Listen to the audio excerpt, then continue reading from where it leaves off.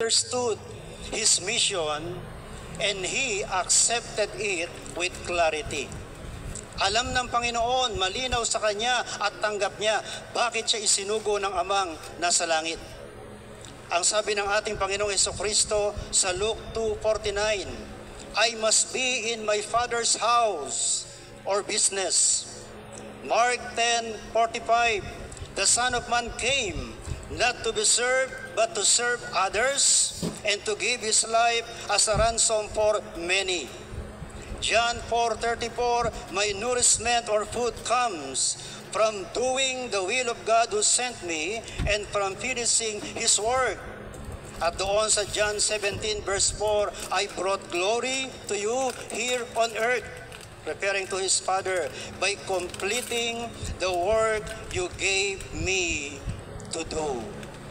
Mga magulang at mga kapatid, kung sa pagbibilang ng boto ay merong dagdag bawas sa ginawa ng ating Panginoong Jesucristo para sa iyong kaligtasan, para sa iyong katubusan, wala kang idadagdag, wala kang ibabawas. Ito ay kumpleto, ito ay sapat, ito ay swak na swak para sa iyo at para sa aking katubusan at kalinisan. Doon sa Hebrews 9 verse 14, just think how much more the blood of Christ will purify our consciences from sinful deeds so that we can worship the living God. For by the power of the eternal Spirit, Christ offered Himself to God as a perfect sacrifice for our sins. Binayaran niya ng kumpleto, ng buo, ang pagkakautang mo, ang pagkakautang ko dahil sa kasalanan. Kaya't siya'y namatay, kakumpletuhan ng kanyang mga salita, inihula patungkol sa kanya, at kakumpletuhan ng kanyang misyon, ang ikaw at ako'y dulutan ng katubusan at ng kaligtasan. Palakpakan po natin ang Panginoon. Now para po sa panghuling wika, doon sa Luke 23 verse 46, then Jesus shouted, Father, I entrust my spirit into your hands. And with those words, He breathed His last. In between life and death. Now, malinaw po dito sa tagpong ito na ang ating Panginoong Jesucristo ay ibinigay na kusa ang kanyang buhay kung kailan niya ibig, kung saan niya ibig, at maging sa paraan na kanyang mamarapatin. Hindi ang tao, hindi ang sanlibutan ang umagaw o kumuha ng kanyang buhay. Ito'y kusang loob na kanyang inialay, kasama ang kanyang katawan, kasama ang kanyang dugo, ang kanyang buong buhay para sa iyo at para sa akin. Now, lahat tayong narito ay papanaw din. Naniniwala po ba kayo doon? Kaya ako, sinuot ko na, at least alam ko na, sukat na. Sa tagpong ito, ang Panginoon ay nasa pagitan ng buhay at kamatayan. Pinatawan niyo ako. At siya ang makapagtuturo sa inyo, sa akin, sa ating lahat, na habang tayo nabubuhay, anong dapat na gawin upang pagdating ng araw ng ating pagpanaw, kagaya niya ay meron kang tamang pananaw at tamang attitude sa di maiiwasang katotohanan, karanasang ito, buhay at kamatayan. So ang unang lesson po na ating pwedeng matutunan, like Jesus Christ, let us abide or dwell in the household of God until we meet our end at the hands of God. Now, ano ang prayer, ang salita ng ating Panginoon? Then Jesus shouted, Father. Pwede niyang i-address ang Diyos na nasa langit, Diyos, at tama po ang magiging address na yon.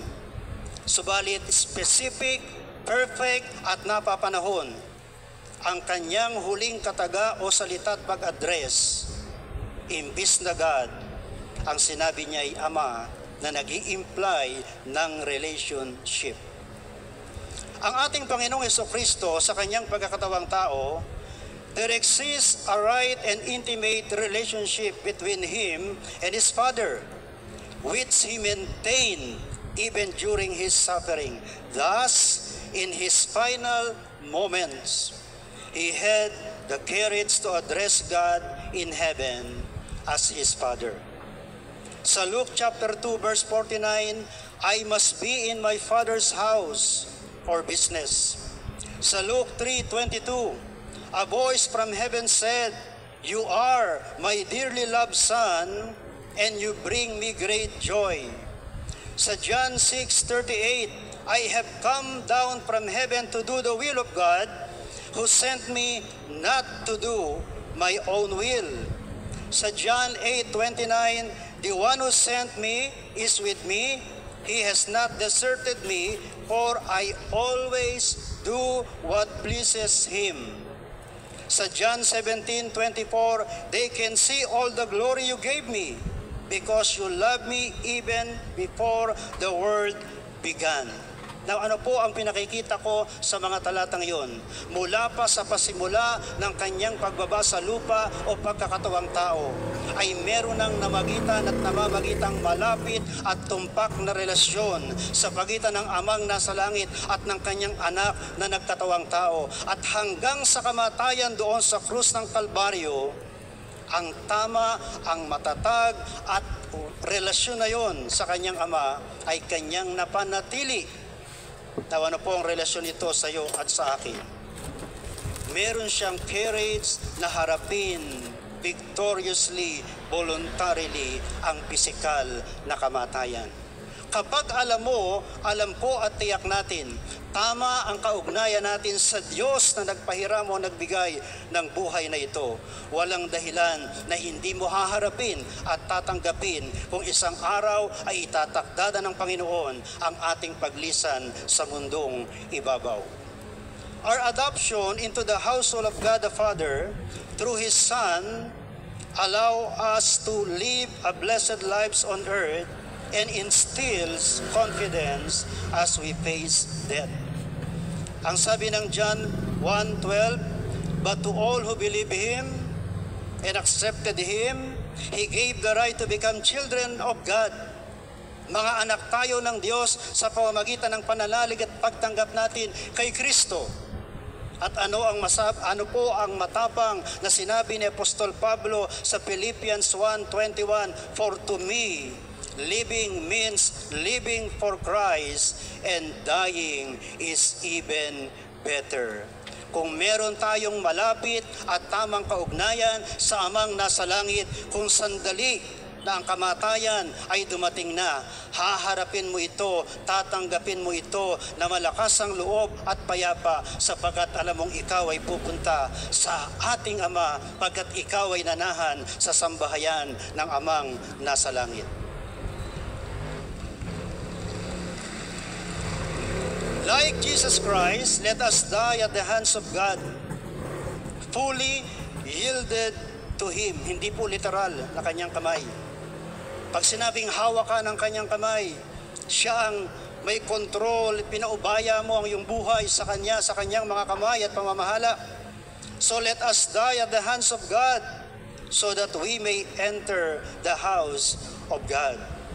Ang sabi ng ating Panginoong Jesucristo, then Jesus shouted, Father, I entrust my spirit into your hands.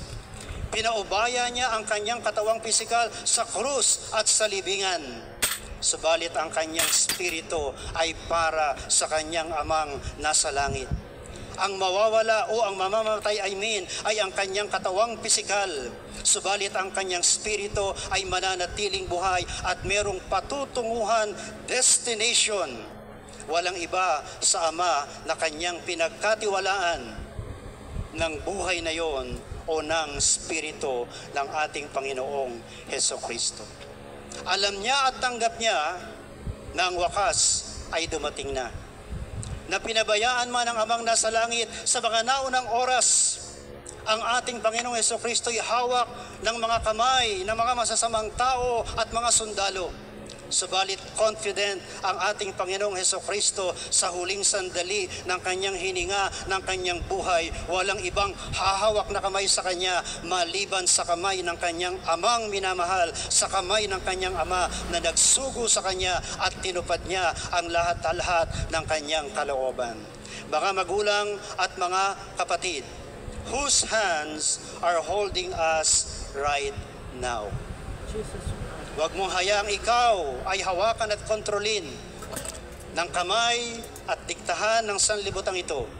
Hayaan mong ang kamay ng ating amang nasa langit ang mananatiling ikaw, ako, doon tayo ay papanaw. Ang pinakamainam na ating maging tirahan o tahanan ay walang iba kundi ang sambahayan ng ating Ama. Higit pa sa magagandang pisikal at literal na bahay. Ang pinakamainam na lugar kung saan tayo ay pwede at dapat mamatay ay hindi sa mamahalin at magandang ospital o mamahalin at magandang higaan, kundi ang the best ay sa kamay at pagkalinga pa rin ng ating Amang nasa langit. Tinapos niya ang lahat para sa iyo at sa aking katubusan at kaligtasan. Subalit tungkulin mo at tungkulin ko na ipagkatiwala sa kanya ang lahat, buong buhay, buong puso at buong kaluluwa natin. Pagpalain tayong lahat ng ating Panginoon.